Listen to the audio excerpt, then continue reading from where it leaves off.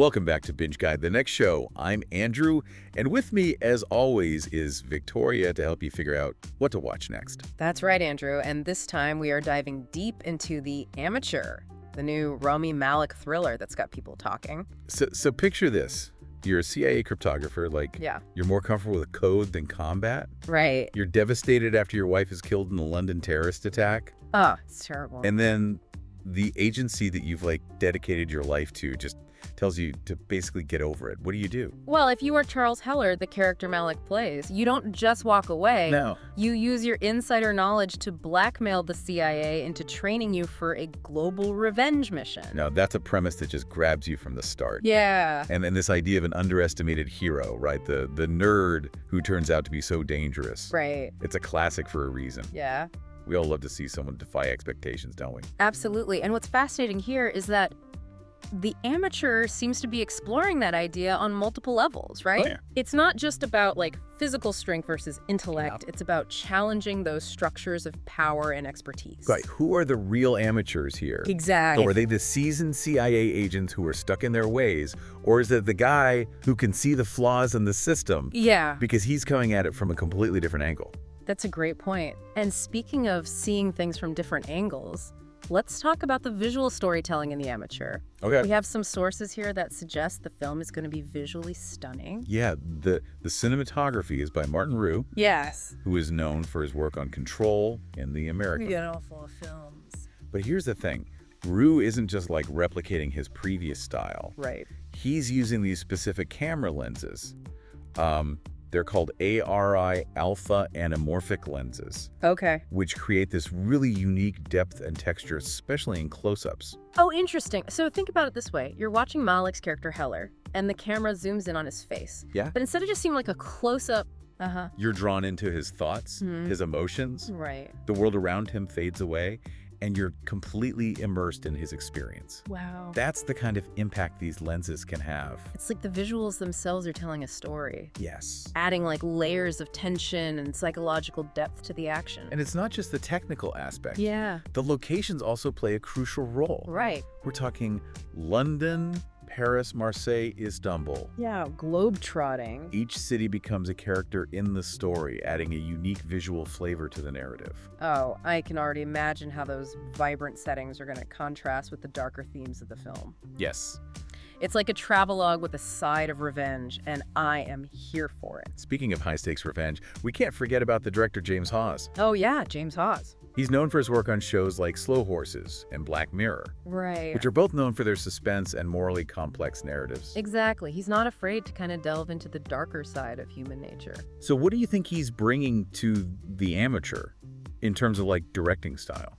From what I've gathered, it seems like he's going for a more sophisticated approach than just your typical spy thriller. Yeah. This isn't just about explosions and car chases. Right. He's using the visual storytelling we discussed, combined with the tightly woven plot to create a truly suspenseful experience. Yeah, and he has a phenomenal cast to work with. Yes, he does. We've got Rachel Brosnahan, Uh-huh. who's about to be the new Lois Lane in the upcoming Superman movie. Oh, wow. I didn't realize that. We've got Laurence Fishburne, the one and only Morpheus from The Matrix. Classic. And we have Jon Bernthal, who's bringing his signature intensity to the MCU and Daredevil.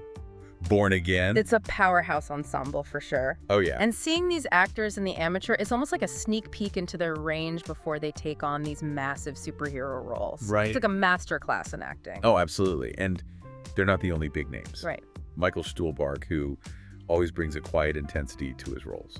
And Holt McCallany, who is incredible in Mindhunter. Amazing. So we've got the plot, we've got the visual style, we've got the director, we've got this star-studded cast. Yeah. What about the deeper stuff? Right. Our sources are suggesting that The Amateur is more than just a revenge flick. It is. They're hinting that the film is exploring some pretty heavy themes, right? Like grief, morality, the consequences of violence. Think about it. Heller is essentially taking the law into his own hands. Right. So the film is likely going to force us to grapple with some tough questions about justice, vigilantism, and whether one man can truly achieve balance, as he says in the trailer, in such a complex world. And that ties back to what we were saying earlier about who the real amateurs are. Exactly. Is it the CIA with their bureaucratic rules and procedures? Right, yeah. Or is it Heller who's operating outside the system, Right. driven by his own personal code of justice? It's a fascinating question, and I think the film is going to present multiple perspectives without necessarily giving us easy answers. Now, before we move on, we should mention that the film's production was actually interrupted by the 2023 SAG-AFTRA strike. Right, that was a huge event in Hollywood. Huge. And it's unclear how exactly it affected The Amateur. Yeah. Did they have to rewrite scenes, reshoot certain parts, or even cut some things entirely? It's like a whole other layer of intrigue has been added to the film. Absolutely. And speaking of intrigue, I think it's time we dive a bit deeper into the character of Charles Heller. Okay. What drives him? Yeah. What are his strengths and weaknesses? Let's unpack that right after we hear from our sponsors. That's good. Don't go anywhere. We'll be right back with more on The Amateur. Hashtag TTS, the Deep Dive episode 2025's 0317, part 2 of 3. Welcome back to Binge Guide, the next show. We're diving deep into The Amateur, and before we left off, we were about to kind of get into the head of our main character, Charles Heller. Right, because this isn't like your typical action hero, you know? No, he's a cryptographer. Right. This is a guy who lives in the world of code and algorithms. Right. So what happens when that world collides with the brutal reality of, like, terrorism and espionage? That's what makes this character so interesting. Yeah. On the surface, he might seem like an unlikely candidate for a revenge mission. Right. But remember, he's brilliant. He's the guy who can see patterns and connections that others miss. Exactly. And that's what makes him so dangerous. Right. He's not just, like, reacting emotionally. He's thinking strategically. He's always, like, 10 steps ahead. It's like he's playing a game of chess. Right. But the stakes are incredibly high. Yeah. One wrong move could cost him everything. And that brings us to another interesting aspect of his character, is the whole amateur thing. Right. It's not just about his lack of field experience. Right. It's also about his emotional state. He's grieving, he's angry, Yeah. and those emotions are fueling his actions. That's such a crucial point. He's an amateur in the sense that he's never had to deal with this level of trauma and loss before. Right. He's venturing into uncharted territory, both physically and emotionally. Right, and that makes him unpredictable. Yes. Both for the CIA and for us, the audience. For sure. We don't know what he's capable of, which keeps us on the edge of our seats. Absolutely. And I think that unpredictability also ties into the film's exploration of morality. Right. Heller's being forced to make these really difficult choices. Yeah. Choices that might compromise his own sense of right and wrong. You know, in one of the trailers, there's this line where someone tells Heller, "You're just not a killer." Ooh. But by the end of the film, will that still be true? That's the question that lingers in my mind. Will he become the very thing he's fighting against? Or will he find a way to stay true to himself despite the darkness he's surrounded by? And what about the impact of his actions on the world around him? I mean, he's not just going after the terrorists. Right. He's taking on the CIA, He is. an institution that's supposed to be on the side of justice. That's right. And by operating outside the system, he's creating chaos and disruption that who knows what the ripple effects of his actions will be. Our sources mention that the film touches on themes of surveillance and global instability. Yes. So it's likely that Heller's quest for revenge will have unintended consequences, Yeah. perhaps even making the world a more dangerous place. It's like he's opening Pandora's box, and once those secrets are out, Right. they can't be put back in. Okay, so we've talked about Heller, but what about, like, the other characters? We have this incredible cast, Yes. including Rachel Brosnahan, Katrina Balfe, and Julianne Nicholson. Yeah. What can we expect from their roles? Well, one of the trailers shows Brosnahan's character with Heller before the attack. That changes everything. Okay. So it seems like her role, however long or short it might be, will be emotionally significant. Right. And what about Balfe? Her character is described as, like, inquiline, Right. which sounds kind of mysterious. Right. That word suggests someone who's occupying a space temporarily, perhaps secretly, given Balfe's talent for portraying these really complex characters. I'm really intrigued to see how her role unfolds. And then there's Julianne Nicholson, who always delivers such powerful performances. Yes. And her role hasn't been revealed yet, which adds, like, another layer of mystery. It's like the filmmakers are deliberately holding back information, wanting us to be surprised when we see these characters on screen. And speaking of surprises, let's not forget about the production challenges that the film faced. I mean, the SAG-AFTRA strike must have just thrown a wrench into things. Absolutely. It's a testament to the director and the cast that they were able to navigate those obstacles and still deliver a compelling film. It makes you wonder if if those challenges actually enhance the final product? Possibly. Maybe the forced breaks and rewrites led to even more creative solutions. That's a great point. Sometimes constraints can foster innovation. We'll have to see how it all plays out when we actually watch the film.